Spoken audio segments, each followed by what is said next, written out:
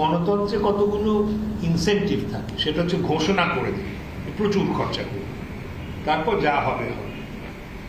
তা আমি একথা বলিনি যে সরকার ঘোষণার সরকার, আমি একথা বলেছি আমি এদের চিনি সুতরাং বলবো না একথা ঘোষণার সরকার। অন্য কোনো দেশে হলে এই উপসংহার বা কনক্লুশন অবশ্যম্ভাব। এই সরকার খালি ঘোষণা করতে চায় যে এত খরচা এত খরচা, তারপর দেখা যায় করে। আর এখানে আরেকটি কথা ইংরেজিতে বলে বাজেট মার্কসম্যানশিপ, মানে চিহ্ন শক্তি, যে বাজেটে আপনি আপনার গুণবত্তা দেখাবেন যে যেটা বাজেট করেছিলেন তার সঙ্গে যা হবে তা কত কাছে।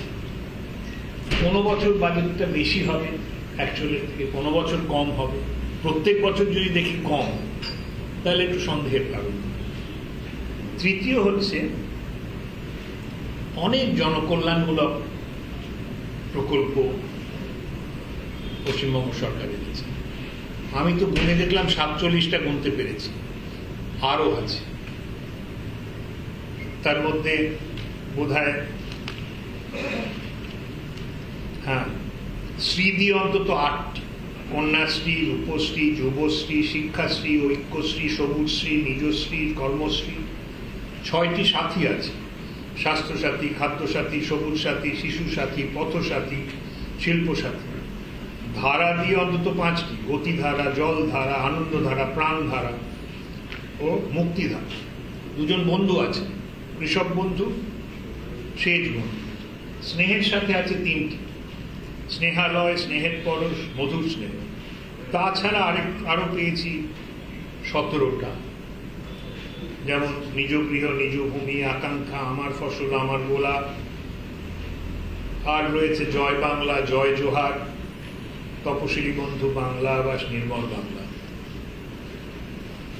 ভাগ্যিস আমি আর লেখাপড়া করি না, অর্থনীতি যদি পড়তাম, এটা যদি পরীক্ষায় আসতে যে সবগুলো লেখো, আমি তো ফেল করে যেতাম।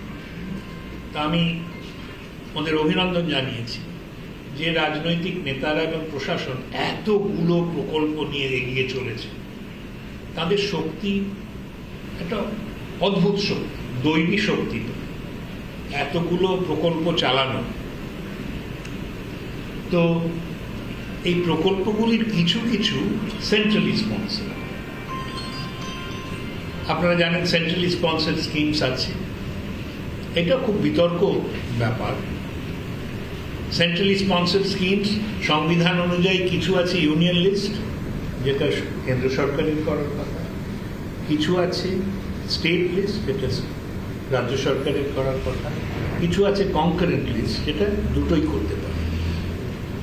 তো রাজ্য সরকার কিছু কিছু জিনিস করে যেগুলো ইউনিয়ন গভর্নমেন্টের লিস্টে নেই, কিন্তু এটা জনস্বার্থে এত প্রয়োজন যেটা করে। তো এই যে কতগুলো প্রকল্প আছে যেগুলো সেন্ট্রালি স্পন্সর, যার টাকা আমরা যেহেতু আগে সেই ছিল না যে নর্থ ইস্টার্ন হিল স্টেট যেটাকে বলতো স্পেশাল ক্যাটেগরি স্টেট, সেই স্টেট নই। 100 টাকা খরচা হলে তার 60 টাকা কেন্দ্র সরকারের কাছ থেকে আসে। তো এই সেন্ট্রালি কোন কোন স্কিমটা সেন্ট্রালি স্পন্সর আর কোন কোন স্কিমটা রাজ্য সরকার নিজে করছেন সেটা জানেন। এর মধ্যে যেটা প্রশ্ন এসে গেল, এখন অনেক সময় আমাদের প্রবণতা হয় যে রাজ্য সরকারের বাজেট যখন আলোচনা করছি তখন আমরা কেন্দ্র সরকারে চলে যাই, যে কেন্দ্র কি কি ভুল করেছে। তো আমার যেটা আশ্চর্য লাগে, আমি যখন আপনার ডাক্তার হিসেবে আপনাকে বলছি যে আপনার ব্লাড প্রেশারটা একটু বেড়ে গেছে, একটু মাংসটা কম খান, তখনই আপনি শুরু করলেন কই তপনকে তো বললেন না জোর ব্লাড প্রেশার বেশি। তো আমরা লোকসভায় বসে নেই, আমরা বিধানসভায় বসে আছি। যদি কেন্দ্রের আলোচনা করতে হয় কেন্দ্র কি কি ভুল করেছে, আমি অনেকদিন ধরে অর্থনৈতিক আলোচনা করছি, কেন্দ্রের নিন্দাও অনেক করেছি, কিন্তু এখানে বিধানসভায় বসে আমি কেন্দ্রের আলোচনা করাটা কেমন মনে হয় সময়ের অপব্যয়। কারণ প্রশ্ন হচ্ছে আমরা রাজ্যে কি করতে পারি। তো এখানে আরেকটি প্রশ্ন উঠলো, এটা আমার একটু মজা লাগলো। ওইটাই বললেন যে এই যে কেন্দ্রের টাকা আসে, সেটা তো কেন্দ্রের নিজের নয়, ভারতবর্ষের অন্যান্য জায়গা থেকে, শুধু পশ্চিমবাংলার থেকে নয়। কিন্তু এই টাকাটা তো দেওয়া হয় কিছুটা ফাইন্যান্স কমিশনের রেকমেন্ডেশন অনুযায়ী, অন্যটাও দেওয়া হয় একটা হিসেব মারফত। তো এদের আপত্তি ছবি কেন থাকবে? আমি সেই বিতর্কে যেতে চাইছি না, খালি এইটুকু বলতে চাই, কলকাতা শহরে যেতে আমার কলকাতায় জন্ম, কলকাতার ছেলে বলেই নিজেকে মনে করি। আমি যখন বাস স্টপগুলোতে যাই, ওখানে ওপরে দেখি ছবি, মুখ্যমন্ত্রীর আনুকূল্যে বিধায়কের জন্য দুটো হাসি হাসি মুখ। তো এখন এই যে আমাদের সংস্কৃতি হয়েছে যে যা কিছু হবে তাতে ছবি থাকবে, এর সম্বন্ধে এগেন আমি কিছু বলতে চাই না। এই দোষে বলতে আমরা সবাই দোষান্বিত, কিন্তু নামের কথা আমি বলছি না। কিন্তু বাজেটের যদি আলোচনা করতে হয়, তাহলে কোন প্রকল্পের টাকা কোথার থেকে আসছে সেটা জানা তো দরকার, সেটা তো বলা উচিত। 4 নম্বর আমি বলেছি যে জনকল্যাণমূলক প্রকল্প যেগুলো আছে সেগুলোতে কে এলিজিবল, কে যোগ্য, সেটা আমি বার করবার চেষ্টা করেছিলাম। ওয়েবে পাওয়া যাচ্ছে। আপনারা জানেন যে সোশিও ইকোনমিক কাস্ট সেন্সাস হয়েছিল 2011-তে, 2016-তে আরেকটা হয়েছে। তো এগুলো বার করতে কি আপত্তি? অন্য রাজ্যে তো কিছু কিছু রাজ্যে আমি দেখেছি পাওয়া যায়। তাতে আমি জানতে পারবো যে জগার পাওয়া উচিত না পাওয়া উচিত না, মাধুর পাওয়া উচিত না। তো দুটো তালিকা আমি প্রকাশ করতে বলেছি। একটা হচ্ছে কারা কারা যোগ্য, পাওয়ার যোগ্য বা এলিজিবল। আরেকটা হচ্ছে কারা কারা পেয়েছে। তাতেই তো একটা স্বচ্ছতা আসবে। তাহলে স্বচ্ছতা কোথায়? আমরা নাহলে জানতেই পারবো না কার পাওয়া উচিত, কে পেয়েছে। 5 নম্বর বলেছি যে পশ্চিমবঙ্গের দীর্ঘমেয়াদী উন্নয়নের জন্য শুধু ত্রাণ করলে তো চলবে না। যে জলে ভরে গেল পাড়ার রাস্তা, নর্দমার জল, বৃষ্টির জল, নদীর জল সব একাকার হয়ে গেল, সেখানে আমরা নৌকো নিয়ে গিয়ে খাবার দিচ্ছি। জল নিকাশি ব্যবস্থা দীর্ঘমেয়াদী একটা পরিত্রাণ চাই। সুতরাং এই সাথী করে শুধু তো চলবে না। পশ্চিমবঙ্গের মানুষ শুধু মাছ চায় না, ওরা ছিপ চায়, মাছ ধরার জাল চায়, নিজের পায়ে দাঁড়াতে চায়। তো দীর্ঘমেয়াদী উন্নয়নের কি পরিকল্পনা, সেটা তৈরি করতে হবে। আর তার মধ্যে আমি 3টে জিনিসের কথা বলছি। একটা হচ্ছে একটা ডিপ সি পোর্ট, কারণ উপকূলবর্তী হয়েও পশ্চিমবঙ্গ এই সুযোগ পাচ্ছে না। অন্যান্য উপকূলবর্তী প্রদেশগুলোর কথা ভাবুন, অন্ধ্রপ্রদেশ, তামিলনাড়ু, কর্ণাটকা, মহারাষ্ট্র, গুজরাট কত এগিয়ে গেছে। পশ্চিমবঙ্গ সেখানে 2012-13 থেকে 2018-19 অবধি আমাদের যা বৃদ্ধির হার ছিল, ভারতবর্ষের বৃদ্ধির হার তার থেকে 1.8% বেশি ছিল প্রত্যেক বছর। তার থেকে বিরাট তফাৎ হয়ে যেতে পারে। তো পশ্চিমবঙ্গ পিছিয়ে পড়েছে। তো পশ্চিমবঙ্গের এই অর্থনৈতিক অবক্ষয়, এটাকে রক্ষা থেকে মুক্তি পেতে গেলে পরিকাঠামোকে এবং ক্যাপিটাল এক্সপেন্ডিচার বাড়াতেই হবে। এবং শেষে আমি বলেছি যে 2টি রিপোর্ট তৈরি করব, তাতে খুব ভালো হবে। একটা হচ্ছে একটা রিপোর্ট পশ্চিমবঙ্গের অর্থনৈতিক অবস্থা, বেকারত্ব ও পরিযায়ী শ্রমিক। পশ্চিমবঙ্গ যে পিছিয়ে পড়েছে তার প্রমাণিত হচ্ছে এই পরিযায়ী শ্রমিক। এখানে এখন লেখাপড়া করতে আমাদের সময় না, আমাদের সময় শুরু হয়ে গেছিল এই সমস্যা। আমিও তো বাইরে লেখাপড়া করতে গিয়েছিলাম। আগে শুনতাম বাবু রাজেন্দ্র প্রসাদ এসছেন কলকাতায় লেখাপড়া করতে। কত বড় বড় মানুষ সব বাইরে থেকে লেখাপড়া করতে এখানে এসে। এখন আমরা যাই ব্যাঙ্গালোর, দিল্লি লেখাপড়া করতে। আগে চিকিৎসা করাতে লোক আসতো কলকাতায়, এখন চিকিৎসা করাতে আমরা যাই ভেলোর, ব্যাঙ্গালোর, চেন্নাই। দ্বিতীয় রিপোর্টটা বলেছি পশ্চিমবঙ্গ সরকারের আর্থিক অবস্থার উন্নতি এবং প্রদেশে দীর্ঘস্থায়ী উন্নয়নের পরিকল্পনা। এই আমার বক্তব্য ছিল, এটি আমি রেখেছি। ঠিক আছে, ক্লিয়ার তো?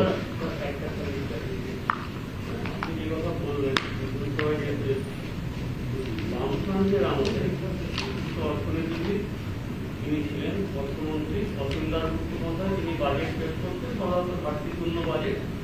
অমিত মিত্র তার বাজেটটাকে প্রশংসা করা হয়। আপনি অর্থনীতিবিদ হিসেবে এই দুটো বাজেটকে যদি ব্যালেন্স করেন, তাহলে এই বাজেটকে আপনি কিভাবে ব্যাখ্যা করেন? আপনি বিপদে ফেলে দিলেন। অসীম দাশগুপ্ত আর অমিত মিত্র স্বগোত্রের লোক, দুজনকে আমি খুব ভালোভাবে চিনি, একই কলেজে। তা ওদের এই তুলনা, প্রথমত এই তুলনার একটা জিনিস হচ্ছে বুঝতে হবে যে এই মুখ্যমন্ত্রী আর অর্থমন্ত্রী এই দুজন এর সম্পর্কটা খুব ইম্পর্টেন্ট। এবং অর্থমন্ত্রী যেটা করেন সেটা শুধু অর্থমন্ত্রী তো করেন না, মুখ্যমন্ত্রী অনেকটা করেন। সুতরাং এই দুজনের তুলনা করাটা উচিত হবে না।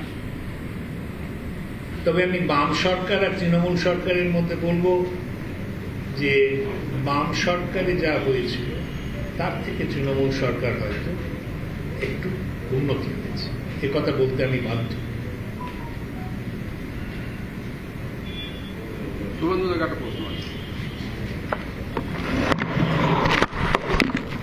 বলুন, কলকাতা থেকে কি কি প্রশ্ন করতে হবে বলে দিচ্ছে, বলুন। একটা বিষয় হচ্ছে যে বাজেট নিয়ে আজকে আলোচনা হয়েছে এবং আপনারা বিচার বিশ্লেষণ করেছেন, আজকে আপনাদের বক্তব্য রেখেছেন। নিশ্চয়ই বাংলার মানুষের স্বার্থের কথা ভেবে এটা অস্বীকার করার জায়গা। কিন্তু একটা বিষয় হচ্ছে যে জন বার্লা কিছুদিন আগে উত্তরবঙ্গকে ভাগ করে পৃথক রাজ্যের দাবি তুলেছে, অথচ আমরা দেখলাম যে কেন্দ্রের সরকার তাকে মন্ত্রী করে। তাহলে কি ধরে নিতে হবে যে আপনার কেন্দ্রের সরকার বা আপনারা আদপে উত্তরবঙ্গকে বা বাংলাকে ভাগ করার পক্ষে? প্রথমত একজনের ব্যক্তিগত মতামত আর একটা পার্টি স্ট্যান্ড। আমাদের রাজ্যের সভাপতি বিজেপির সম্মানীয় তৎকালীন সাংসদ, এখন মন্ত্রী জন বাল্লা, এবং বিষ্ণুপুরের সম্মানীয় সাংসদ সৌমিত্র খায়ের এই যে রাজ্য দ্বিধা বিভক্ত করা বা এলাকার বঞ্চনা নিয়ে যে বক্তব্য ছিল, তাতে আমাদের বিজেপি স্ট্যান্ড ক্লিয়ার করে দিয়েছেন অনেকে। বলেছেন যে এই ধরনের কোনো চিন্তাভাবনা, বক্তব্য, দাবি ভারতীয় জনতা পার্টির নেই এবং এটা তাদের ব্যক্তিগত মতামত। সেক্ষেত্রে বিজেপির একজন এমএলএ বা পরিষদীয় দলের নেতা হিসেবে আমার পার্টি স্ট্যান্ড যা, সেটাই আমাদের সকলের বক্তব্য। আর দ্বিতীয়ত, কেন্দ্রীয় মন্ত্রিসভায় কোনো সাংসদ মন্ত্রী হন বা তাকে কি মন্ত্রী করবেন, ক্যাবিনেট না আইসি না এমওএস, কোন দপ্তর দেবেন, কমপ্লিটলি প্রধানমন্ত্রীর বিষয়। এটা নিয়ে আমি মন্তব্য করব না। প্রধানমন্ত্রী কেন জন বাল্লাকে তার মন্ত্রিসভায় নিয়েছেন এর উত্তর একমাত্র পিএমও দিতে পারবে। এটা আমার বিয়ন্ড মাই। না, আমি আপনার কথা বলছি যে আপনি একজন আমার দায়িত্বশীল বিরোধী দলনেতা। না না, আপনি কাল্পনিক প্রশ্ন করলে তো আমি উত্তর দেবো না। আপনার প্রশ্ন করার অধিকার আছে, আমার উত্তর না দেওয়ার অধিকার আছে। আজকে আপনার বিরুদ্ধে স্বাধিকার ভঙ্গের প্রস্তাব এনেছেন মন্ত্রী চন্দ্রিমা ভট্টাচার্য, স্পিকার সম্পর্কে মন্তব্য। পদ্ধতিগতভাবে স্বাধিকার ভঙ্গের প্রস্তাব আনতে পারেন এবং তার পদ্ধতিগতভাবে উত্তর দেওয়া থেকে শুরু করে আমার ভূমিকা, তাই পদ্ধতি মেনেই করব। আমি তো নতুন এমএলএ নয়, তা আমি 6 সালের এমএলএ। আমি হয়তো রুলটা তৈরি করিনি, কিন্তু রুলটা আমি কম বেশি জানি। তবে এটা যথাস্থানে তার ভূমিকা আপনারা জানতে পারবেন, আমি এখানে বলবো। গতকাল আপনি দাবি করেছিলেন যে এই বাজেটে উত্তরবঙ্গ নিয়ে কোনো আলোচনা নেই, পাশাপাশি তপশিলি জাতি বা অন্যান্য যারা জাতি আছে তাদের নিয়েও কোনো আলোচনা নেই। অন্যদিকে পার্থ চট্টোপাধ্যায় দাবি করছেন যে আগের যে 4 মাসের যে বাজেট হয়েছিল সেখানে সমস্ত বিষয় উল্লেখ রয়েছে। শুভেন্দু অধিকারী সেটা পড়েন কি না পড়ে তিনি মন্তব্য করছেন। না না, আগের 4 মাসের বাজেটটা তো আর সাস্টেন করলো না।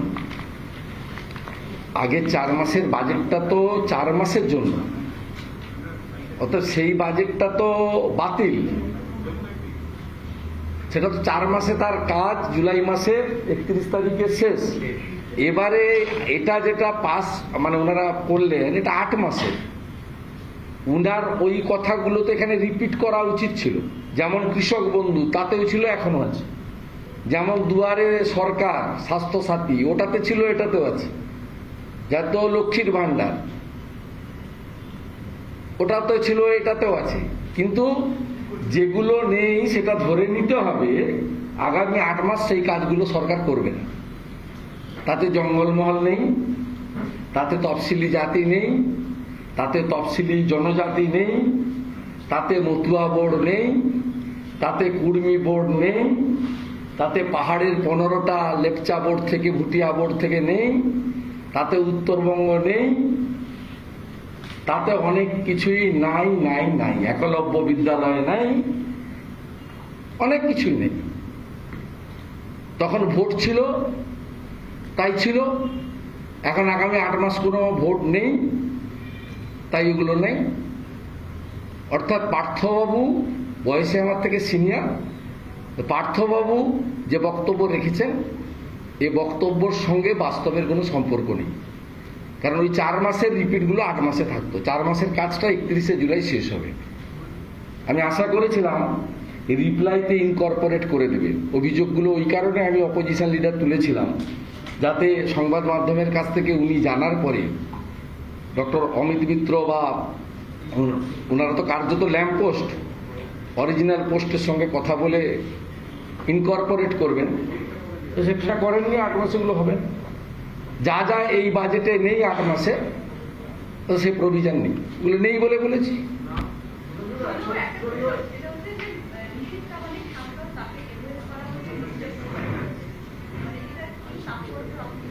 অন্য কোনো তাৎপর্য মন্ত্রিসভা নিয়ে আমি বলতে পারি না। আমি খুব খুশি পশ্চিমবঙ্গ থেকে 4 জন সাংসদকে প্রধানমন্ত্রী মন্ত্রী করেছেন। পশ্চিমবাংলায় বিজেপি সংখ্যাগরিষ্ঠতা পায়নি, আসন বেড়েছে, ভোট বেড়েছে, 148 পায়নি। তা সত্ত্বেও পশ্চিমবাংলার প্রতিনিধির সংখ্যা কেন্দ্রীয় মন্ত্রিসভায় 4 করেছেন। এজন্য পশ্চিমবাংলার অধিবাসী হিসেবে আমরা সকলেই অত্যন্ত খুশি, কৃতজ্ঞ। আরো খুশি আমরা এই 4 জনের মধ্যে পিছিয়ে পড়া সম্প্রদায় থেকে মন্ত্রী করেছেন, আদিবাসী সমাজ থেকে মন্ত্রী হয়েছে, মন্ত্রী হয়েছে রাজবংশী সমাজ থেকে, মন্ত্রী হয়েছে মতুয়া সম্প্রদায় থেকে, মতুয়া সমাজের সংঘাধিপতি মন্ত্রী হয়েছে। এর থেকে বড় খুশি আমাদের কি হতে পারে? পিছিয়ে পড়া বাঁকুড়া, পুরুলিয়ার প্রতিনিধি মন্ত্রিসভায় চলে গেল, এটা সবচেয়ে খুশি। এবং সবচেয়ে বড় কথা, ভুবনেশ্বর থেকে ইটানগর, উত্তর পূর্বাঞ্চলকে এবারে ঢেলে মন্ত্রী দিয়েছেন। ত্রিপুরা এই প্রথম মন্ত্রী পেয়েছে, আসামের প্রাক্তন মুখ্যমন্ত্রী মন্ত্রী হয়েছেন, উড়িষ্যার ভূমিপুত্র ধর্মেন্দ্র প্রধান HRD মিনিস্টার হয়েছেন, উড়িষ্যা থেকে রাজ্যসভার মেম্বার রেলমন্ত্রী হয়েছেন, অরুণাচলের কিরণ রিজিজু তিনি ক্যাবিনেট র্যাঙ্ক পেলেন। এটা আমরা তো উত্তর পূর্বাঞ্চলের লোক হিসেবে অত্যন্ত খুশি, গর্বিত।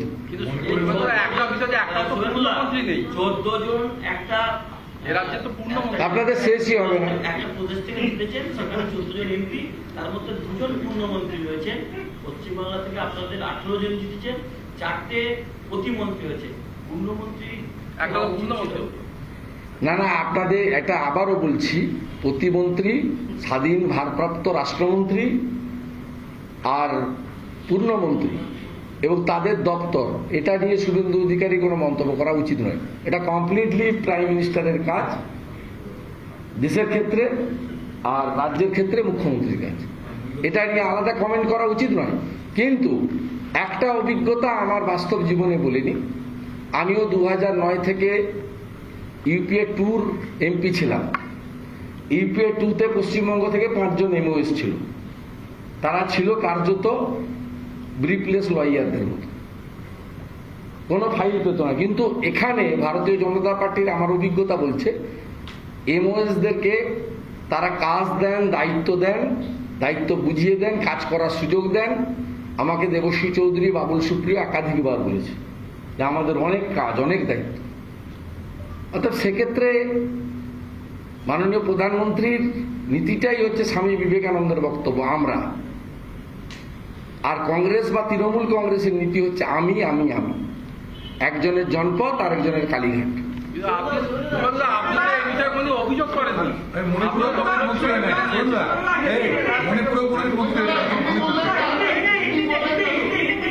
एक बात वो जो एडजर्नमेंट मोशन लेकर मैं बोल रहा हूँ, डिटेल्स बोलना है, इतना टाइम नहीं है भाई, दूसरा प्रोग्राम भी है हम लोग।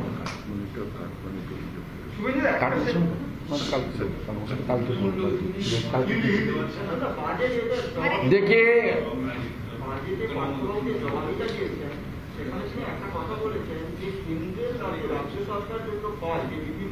আপনাকে বলি, অশোকবাবু উত্তর দিয়ে দিয়েছে এক কথায়, যে শুনে মনে হয়েছে পার্লামেন্টের স্পিচ।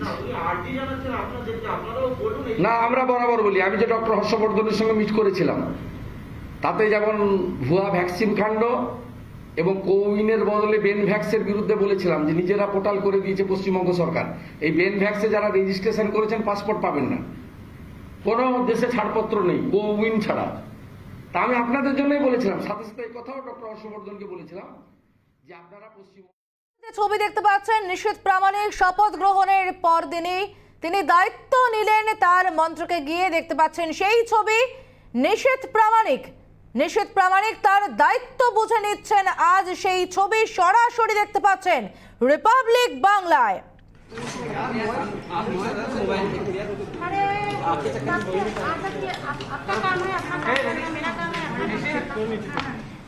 आज आपने मंत्रालय में कार्यभार संभाला है, क्या प्रायोरिटीज होगी, खास करके उत्तर बंगाल से आप आते हैं, बंगाल है काफी खबरों में भी रहता है वायलेंस को लेकर। देखिए, पहली बात तो ये है कि मोदी जी के साथ, मोदी जी का जो पूरा भारतवर्ष में जो उन्नयन का कर्म यज्ञ चल रहा है उसमें मैं शामिल हो पाया, इसलिए अपने आप को सौभाग्यशाली समझता हूँ। और गृह मंत्री माननीय अमित शाह जी के साथ जो काम करने का मौका मुझे मिला, जो काम करने का सौभाग्य मुझे प्राप्त हुआ, मैं समझता हूँ कि आगे जाके लोगों के साथ खड़ा होकर उन लोगों की समस्याएं सुन के पूरा भारत को और आगे बढ़ाने में जो योगदान होगा मेरा, मैं जो मेरी तरफ से जो योगदान करने वाला हूँ, ये जो मौका मुझे दिया गया, मैं समझता हूँ मैं बहुत सौभाग्यशाली हूँ कि मुझे इतना बड़ा मौका मिला। और माननीय अमित शाह जी जैसा अभिभावक की जो आगे जाके मार्गदर्शन में, उनका मार्गदर्शन में चलने का मौका मिलेगा, ये अपने आप में मैं खुद को बहुत सौभाग्यशाली मानता हूँ। निशिथ जी, आप सबसे पहले ऐसे एमओएस हैं जो पश्चिम बंगाल से आए हैं और होम आप देखेंगे बहुत बड़ी जिम्मेदारी आपको मिली हुई है। और पश्चिम बंगाल में जो लॉ एंड ऑर्डर की सिचुएशन है, जिस तरीके से इलेक्शन के बाद भी लगातार पोस्ट वायलेंस हुए हैं, किस तरीके से आप तमाम चीज़ों को मैनेज करेंगे, क्या आपकी प्लानिंग है? देखिए, अभी मैं कुर्सी में बैठा, तो थोड़ा समय दीजिए, उसके लिए भी हम लोग सोचेंगे। सिर्फ पश्चिम बंगाल के लिए तो ऑब्वियसली सोचेंगे, उसके साथ साथ पूरा भारतवर्ष के लिए सोचना होगा। और मैं बंगाल से आता हूं तो अपना मातृभूमि के प्रति तो एक लगाव होता ही है। तो सब कुछ आगे जाके सब कुछ आप लोगों के सामने एक एक करके हम लोग बताएंगे, और थोड़ा समय दीजिए।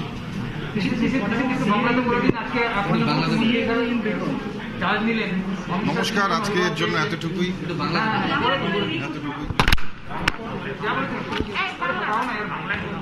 মাননীয় প্রধানমন্ত্রী আমাদের নরেন্দ্র মোদীজির নেতৃত্বে যেভাবে সারা ভারতবর্ষ জুড়ে উন্নয়নের কর্মযজ্ঞ চলছে, তার মন্ত্রিসভায় স্থান পেয়ে আমি নিজেকে গৌরবান্বিত মনে করছি, ধন্য মনে করছি। এবং সেই সঙ্গে সঙ্গে অমিত শাহজির মতন একজন অভিভাবকের সঙ্গে কাজ করবার সুযোগ পেয়ে আমি নিজেকে সৌভাগ্যবান বলে মনে করছি। আগামী দিনে মাননীয় নরেন্দ্র মোদীজির কর্মযজ্ঞে সামিল হয়ে একেবারে নিজের সর্বশক্তি দিয়ে ভারতবর্ষের উন্নয়নের জন্য প্রত্যেকটি মানুষের সমস্যার কথা শুনে তাদের পাশে দাঁড়াবার চেষ্টা করব এবং সেই সঙ্গে সঙ্গে যাতে ভারত আবার জগৎ সভায় শ্রেষ্ঠ আসন গ্রহণ করে তার জন্য যা যা করণীয় একজন ভারতবর্ষের একজন নাগরিক হিসেবে সেই চেষ্টা আমি করব এবং সেই সঙ্গে সঙ্গে যে গুরু দায়িত্ব আমাকে দিয়েছে সেই গুরু দায়িত্ব পালন করবার চেষ্টা করব, পালন করব। বাংলার মানুষ যারা আপনার দিকে ঘুরছে তাকিয়ে আছে তাদের উদ্দেশ্যে আপনি কি বলবেন? দেখুন, সবে দপ্তরে এলাম, আপনারাও দেখলেন, তো একটু বুঝতে এবং একটু সময় দিন, ধীরে ধীরে সমস্ত কথাই আপনাদের সঙ্গে আলোচনা হবে। আপনাদের কাছে তো নিশ্চয়ই কিছু লুকানো সম্ভব নয়, প্রত্যেকটি বিষয় নিয়ে আপনাদের সঙ্গে আলোচনা হবে। ঠিক আছে,